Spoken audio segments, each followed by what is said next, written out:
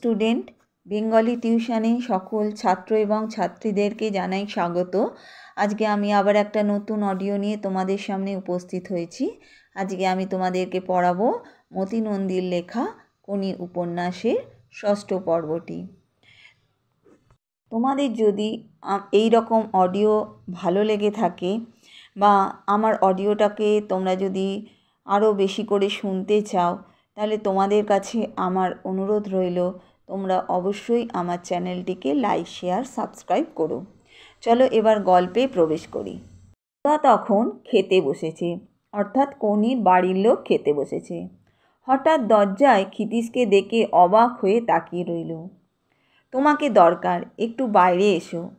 কোনিকে লক্ষ্য করে কথাগুলো বলে সে দরজা থেকে সরে গেল। ওইটুকু সময়ের মধ্যেই ক্ষিতীশ দেখে নিয়েছে কয়েকটা কাঁচা লঙ্কা, কাঁচা পেঁয়াজ, ফ্যান এবং সম্ভবত তার মধ্যে কিছুটা ভাত আছে আর আছে তেঁতুল। 5টি প্রাণী কলাই আর অ্যালুমিনিয়ামের থালা নিয়ে বসে। ঘরে একটা তক্তপোষ, তোশক নেই, শুধু চিটচিটে ছোট কয়েকটা বালিশ। দেয়ালে টাঙানো দড়িতে কিছু ময়লা জামা প্যান্ট। খোলার চালের এই ঘরে একটি মাত্র জানলা, যার নিচে থকথকে পাকে ভরা নর্দমা। কোনি কৌতূহলী চোখে বেরিয়ে এলো। এই ফর্মটায় সই করে দাও, আর আজ বিকেলে আমার সঙ্গে জুপিটার ক্লাবে যাবে, ক্ষিতীশ বলল। ফর্মটা হাতে নিয়ে কোনি যেন কেমন এক ফাঁপড়ে পড়ল। কলম আছে আপনার কাছে? জিজ্ঞাসা করল। ক্ষিতীশ বলল, আমার কাছে কলম নেই। তখন কোনি বলল, পেন্সিলে লিখলে হবে? ক্ষিতীশ বলল, না, কালিতেই সই করতে হবে। কোনি তখন ছুটে গিয়ে কোথা থেকে কলম জোগাড় করে আনলো। ক্ষিতীশে দেখিয়ে দেওয়া জায়গায় কলম বাগিয়ে সে জানতে চাইল সে ইংরাজিতে সই করবে না বাংলায় সই করবে। তখন ক্ষিতীশ বলল, যা খুশি। ধরে ধরে বিড়বিড়িয়ে বানান করে কোনি ইংরাজিতেই সই করল। সেটা দেখে ক্ষিতীশ বলল, কোন ক্লাসে পড়ো? কোনি বলল, 5-এ। ক্ষিতীশ জিজ্ঞাসা করলো, স্কুলে যাও? তখন কোনি বলল, নাম কেটে দিয়েছে। তারপর ক্ষিতীশ বলল, আজ ঠিক 4টের সময় কমলদিঘির পশ্চিম দিকের বড় গেটের মুখে দাঁড়িয়ে থাকবে, তোয়ালে, কস্টিউম সব নিয়ে যাবে। তখন কোনি বলল, তোয়ালে নেই। তারপর ক্ষিতীশ বলল, আমি নিয়ে যাব, তুমি ঠিক সময় আসবে। ঠিক সময়ে কোনি হাজির ছিল। ক্ষিতীশ ওকে নিয়ে ক্লাবে ঢুকলো। অফিস ঘরে হরিচরণ আর প্রফুল্ল বসা। ক্ষিতীশ ফর্মটা প্রফুল্লের হাতে দিল। সেটা পড়ে প্রফুল্ল বলল, সুইমার? ক্ষিতীশ বলল, হ্যাঁ। ট্রায়াল দিতে হবে। তার মানে? ক্ষিতীশ বিরক্ত হয়ে বলল, আমি বলছি তাতে হবে না। তা কি করে হবে? ক্লাবের একটা নিয়ম আছে তো, ট্রেনার যদি বলে তবেই সুইমার। যে সে যাকে তাকে এনে সুইমার বলবে আর জলে নেবে যদি ডুবে যায়, তখন আমরাই তো হাঙ্গামায় পড়ব। প্রফুল্ল কথাগুলো বলতে বলতে হরিচরণের দিকে তাকালো। তখন হরিচরণ জানালার বাইরে তাকিয়ে মুচকি মুচকি হাসছে। যে সে? আমি তাহলে যে সে? ক্ষিতীশ বিড়বিড় করল থমথমে স্বরে। কোনি অবাক হয়ে দেখছে দলে দলে ছেলেরা কস্টিউম পরে ক্লাব থেকে বেরোচ্ছে। 3-4টে মেয়েও আছে তার মধ্যে। বাইরে হইচই, জলের ধারে নভিস ছেলেদের। বেশ, তাহলে ট্রায়াল নেওয়া হোক। হরিচরণ মুখ ফেরালো এতক্ষণে। কোনিকে আপাদমস্তক দেখে বলল, মেয়েটি কে? ক্ষিতীশ বলল, আমার চেনা মেয়ে, গুড মেটেরিয়াল, স্ট্রোক শেখাতে হবে। Good material? হরিচরণ ঠোঁট বেঁকিয়ে শব্দগুলো দুমড়ে মুখ থেকে বার করল। কোনিকে আর একবার দেখে নিয়ে গম্ভীর স্বরে বলল, এ ক্লাবের কাউকে স্ট্রোক শেখাতে হলে শেখাবে ক্লাবের ট্রেনাররা। কাল সকালে আসুক। বন্দনা কি টুনু ও ট্রায়াল নেবে। ক্ষিতীশ কয়েক সেকেন্ড হরিচরণ ও প্রফুল্লের মুখের দিকে তাকিয়ে থেকে বলল, আচ্ছা। বেরিয়ে এসে কোনি বলল, কি হলো, ভর্তি করালো না? তখন ক্ষিতীশ বলল, পরীক্ষা দিতে হবে কোনি, আমাদের দুজনকেই পরীক্ষা দিতে হবে। কথাটা বুঝতে পারল না কোনি। সে আবার জিজ্ঞাসা করলো, দুজনকেই কেন? আপনি সাঁতার জানেন না? তখন ক্ষিতীশ বলল, সাঁতার নয়, আমাকে পরীক্ষা দিতে হবে অপমান সহ্য করার। ক্ষিতীশ জলের ধারের রেলিংয়ের দিকে এগিয়ে গেল। দুটি ক্লাবের প্রায় 400 ছেলে কমলদিঘিতে দাপাদাপি করছে, কয়েকটি মেয়েও আছে। দুটো ড্রাইভিং বোর্ডের কয়েকটি ছেলে, তারা জলে লাফাচ্ছে নিছকই লাফাবার জন্য। বিষণ্ণ চিত্রে ক্ষিতীশ মাথা নাড়ল। কাজ কেউই করছে না। সুহাস জলে নামছে। একবার সে তাকালো মাত্র তার দিকে। হরিচরণ ক্লাব অফিসের জানলা থেকে চেঁচিয়ে বলল, সুহাস, দুটো 400, তারপর 100 butterfly, back and breast stroke each, মনে আছে তো? সুহাস ঘাড় নাড়ল। ক্ষিতীশ হাসল।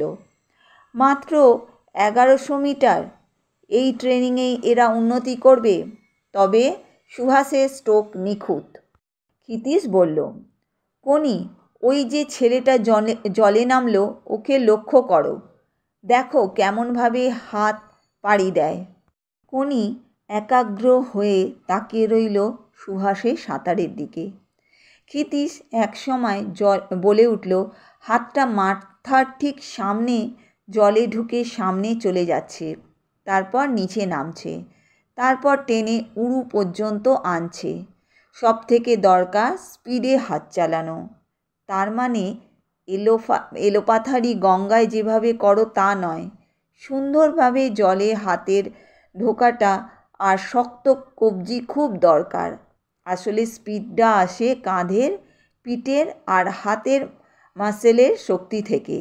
এর জন্য তোমায় এক্সারসাইজ করতে হবে। এই শক্তিটাকে গুছিয়ে কাজ করালে তবেই স্পিডটা আসবে। মাথাটা কিভাবে রয়েছে দেখেছ? তুমি যেমন এধার ওধার নাড়াও সেই রকম করছে কি? মুখ জলে ডুবিয়ে কেমন এগোচ্ছে, শুধু নিঃশ্বাস নেওয়ার জন্য মাথাটা ওই দেখো পাশে ঘোরালো। বেশি মাথা নাড়লে স্পিড কমে যায়। কাঁধটা জল থেকে উঠে আছে। কোনি শুনছে কি শুনছে না তা বোঝা গেল না। সাঁতারুর দিকে কিছুক্ষণ তাকিয়ে থেকে হঠাৎ সে বলল, আচ্ছা, ওই মেয়েটার নাম কি? ক্ষিতীশ একটু হতাশ হয়েই বলল, জানি না। ওর কস্টিউমটা কিসের? গেঞ্জির? নাইলনের, খুব দামি, খুব সুন্দর রঙটা। ক্ষিতীশ কী যেন ভেবে নিয়ে বলল, তোমাকে কিনে দেবো একটা।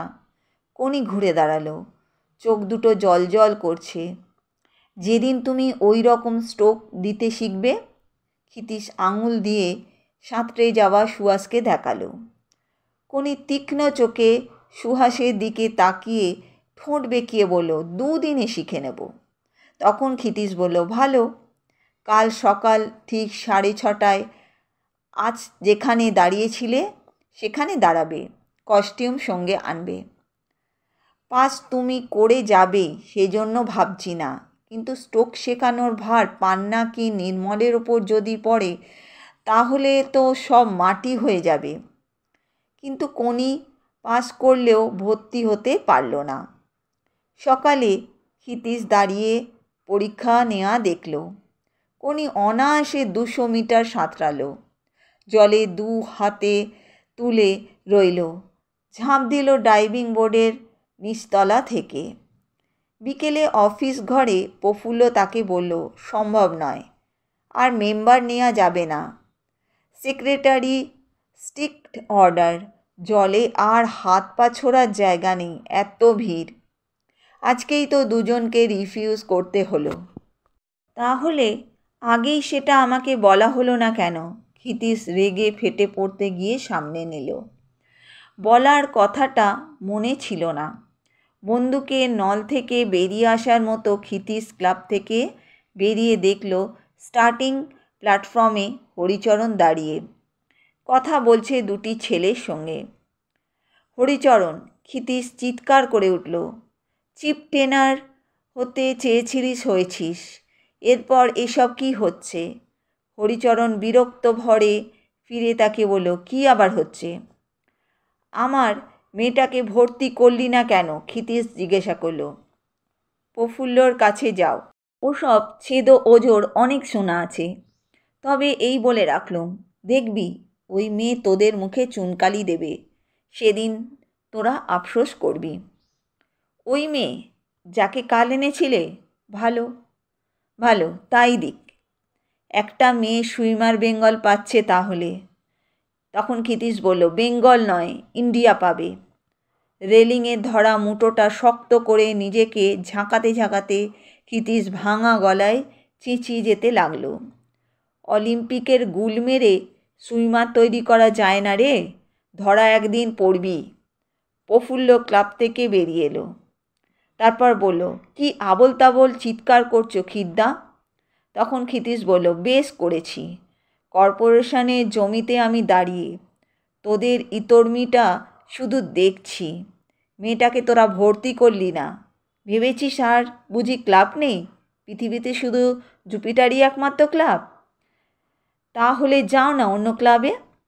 হরিচরণ চেঁচিয়ে উঠল, ওই তো পাশেই একটা ক্লাব রয়েছে।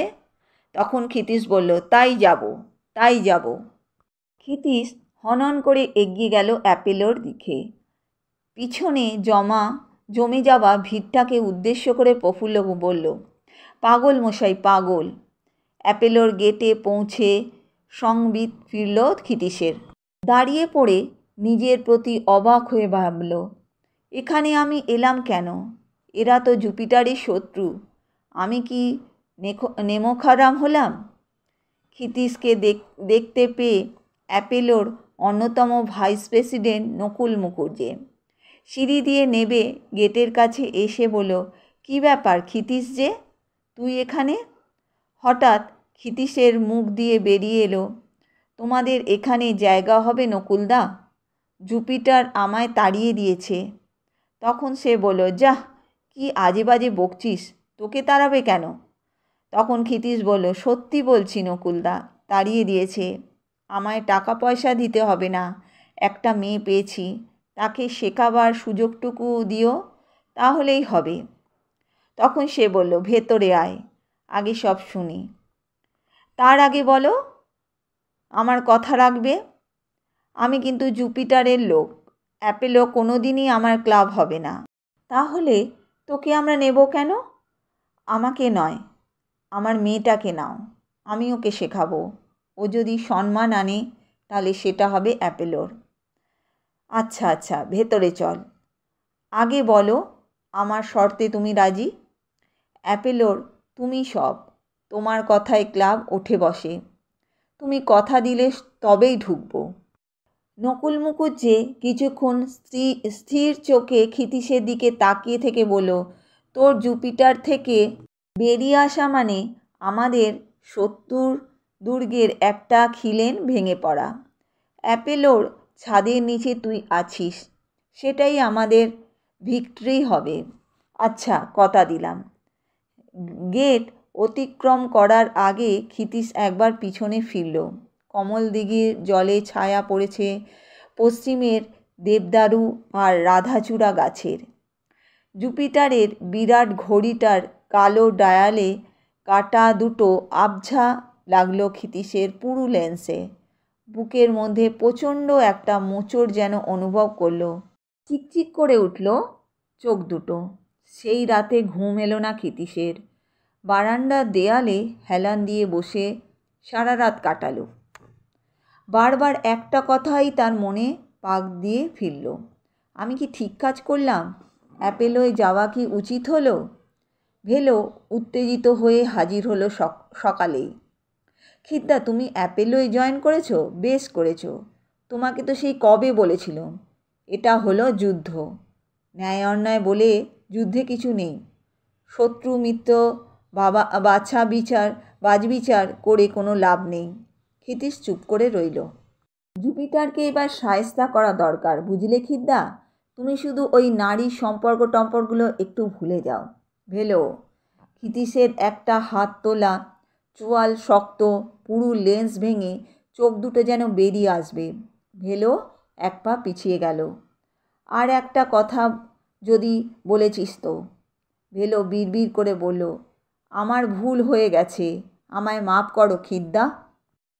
আজ এখানেই শেষ করলাম। পরবর্তী অডিওতে আবার একটা নতুন পর্ব নিয়ে আমি তোমাদের কাছে উপস্থিত হব।